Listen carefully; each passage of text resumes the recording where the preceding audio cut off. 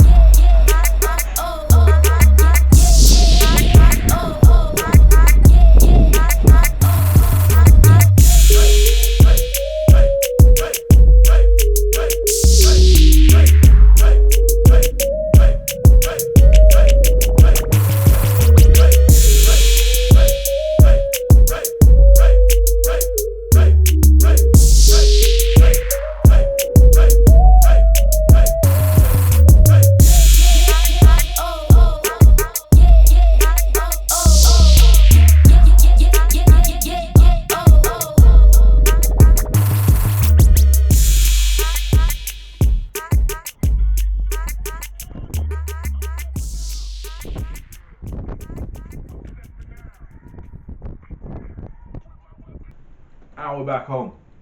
So it has been an absolute madness today. When I say a madness, I mean a madness. I've been to four shops, that's 8, but 4 shops to get these tires fitted. Oh my days. So first shop, they tried to bump, man. I'm not about that life. I don't pay over the odds for anything.